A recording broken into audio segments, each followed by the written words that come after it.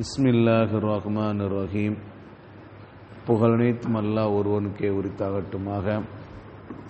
இறைவனின் சாந்தியும் சமாதானம் கண்மணி நாயகம் ரசூலுல்லாஹி ஸல்லல்லாஹு அலைஹி வஸல்லம் அவர்கள் மீதும், அன்னாரை பின்பற்றி வாழ்ந்த சத்திய சஹாபாக்கள், தாபீன்கள், தபா தாபீன்கள், வலிமார்கள், நாதாக்கள், சுஹதாக்கள், நம்மவர்கள், நம் குடும்பத்தினர்கள் அனைவர்கள் மீதும் என்றென்றும் குன்றாமல் குறையாமல் நின்று நிலவட்டுமாக.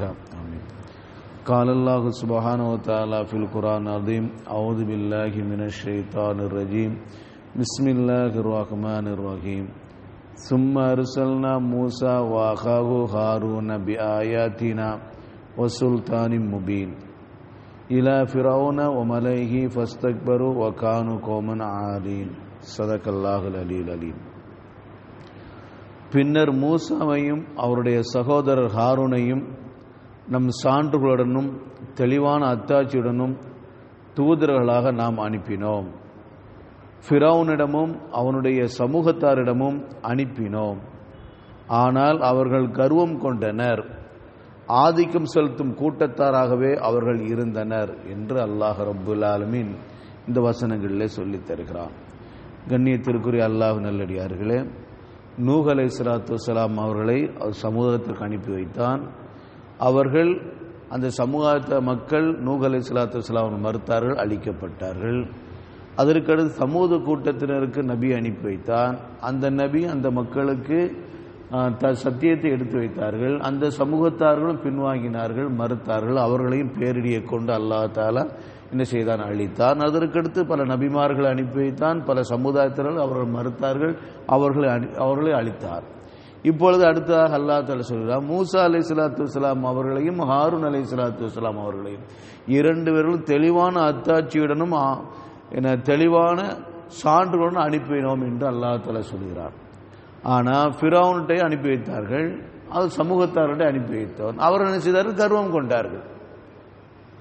ஃபிரௌனும் அவருடைய சமூகத்தார்களும் கர்வம் கொண்டார்கள், ஆதிக்கம் செலுத்துவர்களாக இருந்தார்கள் என்று அல்லாஹ் தஆலா சொல்லித் தருகிறார்.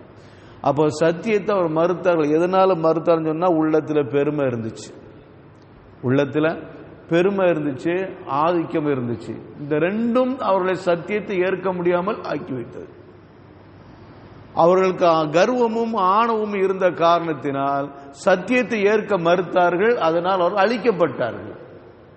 இப்போ சுருக்கமாக சொல்ல போனா, உள்ளத்தில் பெருமை இருந்துச்சுன்னா, ஆணவம் இருந்துச்சுன்னா அழிவுதான். ஆணவம் இருந்தால் அழிவுதான், கர்வம் இருந்தால் அழிவுதான். அதை நாம் விளங்கிக் கொள்ள வேண்டும். நம்முடைய உள்ளத்தில் ஆணவம் இருக்கக்கூடாது, கர்வம் இருக்கக்கூடாது. நபிகள் நாயகம் ஸல்லல்லாஹு அலைஹி வஸல்லம் அவர்கள் சொன்னார்கள், அல்லாஹ் சொல்வதாக, பெருமை என்பது என்னுடைய மேலாடை, கண்ணியம் என்பது எனக்கு கீழாடை. யார் என்னோடு போட்டி போடுகிறார்களோ அவர்கள் நான் என்ன செய்கிறேன்? அழித்து விடுவேன். அல்லாஹ்வோட போட்டி போட என்ன இருக்குது? அப்ப பெருமடிப்பு அல்லாஹ்வோட போட்டி இருக்குது. யார் பெருமடிக்காம அல்லாஹ்வோட போட்டி போடுகிறான், அந்த உருவ நினைக்கிறான், அல்லாஹ் சும்மா விட்டுருவானா?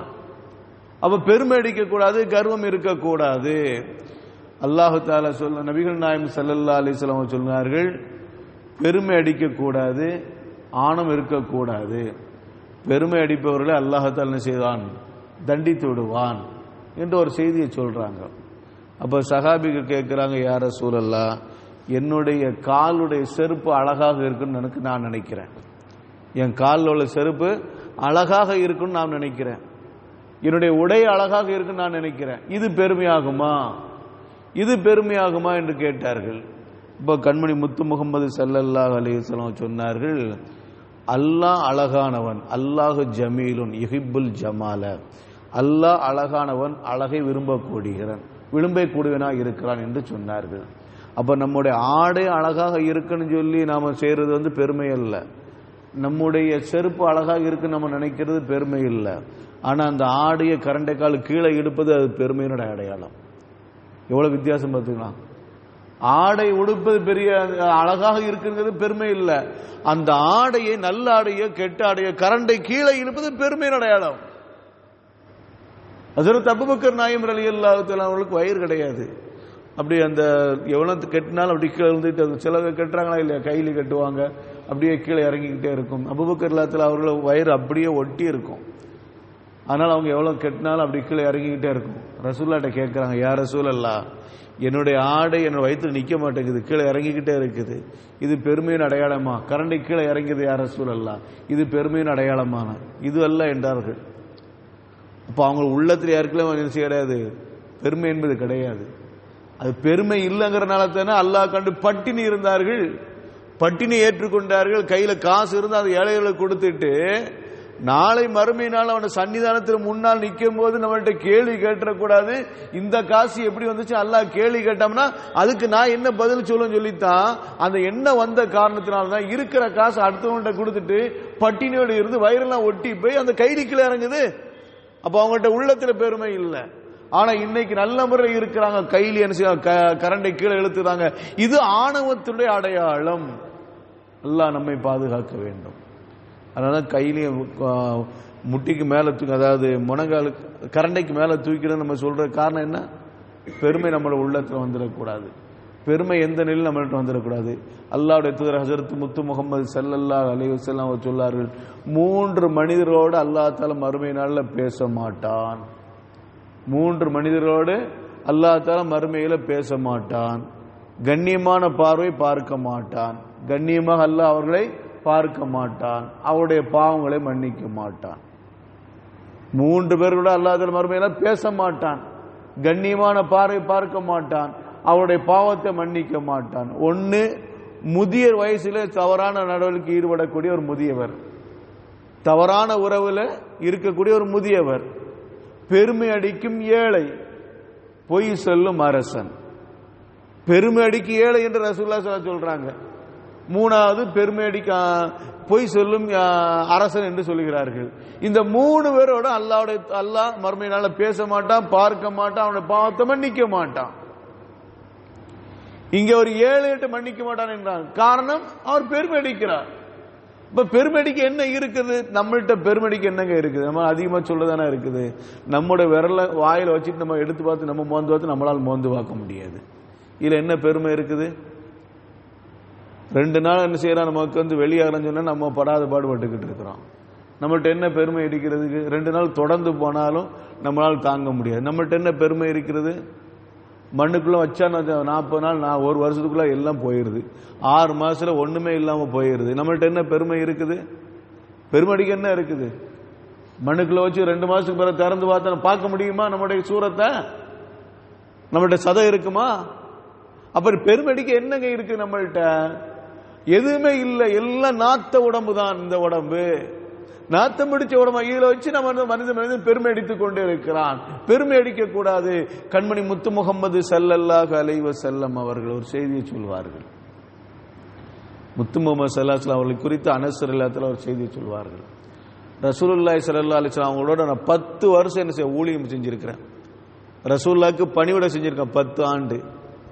நீ இதையா செஞ்ச, இதையா செய்யலன்னு சொல்லி ஒரு வார்த்தையோட என்கிட்ட கேட்டதில்லை ரசூலுல்லாஹ். 10 வருஷம் அவங்கள்ட்ட ரசூலுல்லாஹ்ட்ட நான் பணிவிடை செஞ்சிருக்கிறேன். அந்த பணிவிடை செஞ்ச அந்த 10 ஆண்டுகள்ல நீ ஏன் இதை செய்தாய், நீ ஏன் இதை செய்யவில்லை என்ற வார்த்தையை ரசூலுல்லாஹ்ட்ட வந்ததே இல்லை. இன்னைக்கு ஒரு நாள் அந்த வார்த்தை வந்துருமே? நம்மள்ட்ட ஒரு நாள் வேலை பார்த்தா போதும், ஒரு நாள்ல பல தடவை இந்த வார்த்தை வந்துடும். ஆனா ரசூலுல்லாஹ்ட்ட 10 வருஷம் வந்திருக்கிறாங்க. ஒரு வேலைக்கான அனுப்பி வச்சாங்க ரசூலுல்லாஹ். அனஸ் ரலியல்லாஹு அன்ஹு ஒரு வேலைக்கான போய் வாங்கிட்டு வாங்கன்ட்டு. அவங்க சின்ன பிள்ளை அப்படி போனாங்க. போயிட்டு இருக்கும்போது சின்னவங்களும் சிறுவர்களும் விளையாண்டு கொண்டு இருந்தார்கள். விளையாண்டு கொண்டு இருக்கும்போது அவங்கள பார்த்துட்டு அவங்கள்ட்ட விளையாட ஆரம்பிச்சிட்டாங்க. என்ன அனுப்பிவிட்டால திரும்பி வரலையே, என்ன ஆச்சு அப்படின்னு போய் ரசூலுல்லாஹ் போய் பார்க்குறாங்க. அவர் சிறுவரோடு சேர்ந்து விளையாண்டுக்கிட்டு இருக்கிறாங்க. சிறுவரோடு சேர்ந்து விளையாண்டுக்கிட்டு இருக்காங்க. அப்போ ரசூலுல்லாஹ் என்னை அழைத்தார்கள். அழைச்சு ஒன்றுமே சொல்லவே இல்லை, என்கிட்ட எதுவுமே சொன்னதே இல்லை. உன்னை அனுப்பி வச்சினையா, இங்கே உட்காந்து விளாண்டுக்கிட்டு இருக்கிற, இதுதான் உனக்கு வேலையா? இந்த மாதிரி விளையாண்டுக்கிட்டு தான் இனிமேல் என் பக்கம் வராத. ஆனால் எந்த வார்த்தையும் ரசூலுல்லாஹ் சொன்னதில்லை. இது யார் சொல்ற? அனஸ் ரலியல்லாஹு அன்ஹு சொல்றாங்க. நான் மறந்து விளையாட்டுல ஈடுபட்டு இருக்கிறேன். என்னை அழைத்து ரசூலுல்லாஹி ஸல்லல்லாஹு அலைஹி வஸல்லம் அவங்க, ஏன் நீ இதை செய்யாம இருக்கிற, உன்னை சொன்ன வேலை என்ன, நீ என்ன பண்ணிக்கிட்டு இருக்க என்று எதுவுமே கேட்கவே இல்லை. ரசூலுல்லாஹ் என்னை அன்போடு அழைத்து கொண்டார்கள் என்றுதான் அந்த சஹாபி அழைப்பு செய்கிறார்கள். அப்ப உள்ளத்துல கர்வம் இருக்கக்கூடாது. நான் பெரியவன், நான் சொல்ல நீ கேட்டு ஆகணும், நான் பெரியவன், எனக்கு கீழே நீ இருந்தாகணும் என்ற எண்ணம் ரசூலுக்கு இல்லை. ரெண்டு உலகத்துக்கு தலைவராக இருக்கக்கூடிய ரசூலுக்கே அந்த கர்வம் இல்லை என்று சொன்னா நமக்கு அந்த கர்வம் இருந்து என்ன பிரயோஜனம்? நமக்கு கர்வம் இருக்கக்கூடாது. ஒரு மனுஷன உள்ளத்துல கர்வம் இருந்தால், ஆணவம் இருந்தால், அவன் அழிவு பாதைக்கு சென்று விடுவான். அல்லாஹ் நம்மை பாதுகாக்க வேண்டும். அதைத்தான் இங்கு அல்லாஹ் தஆலா சொல்லி தருகிறான். 2 நபிமார்களை நான் அனுப்பி வைத்தேன். மூசாவையும் அவருடைய சகோதரன் ஹாரூனையும் சான்றுடன் தெளிவான அத்தாட்சியோடு அனுப்பி வைத்தோம். யாருக்கு அனுப்பி வைத்தோம்? ஃபிரௌனுக்கு அவன் சமூகத்தாருக்கு அனுப்பி வைத்தோம். அந்த 2 பேரும் கர்வம் கொண்டார், ஆதிக்கம் செலுத்தினார்கள். கடைசியோட முடிவு என்னாச்சு? அந்த இருவருடைய முடிவும் என்னாச்சு?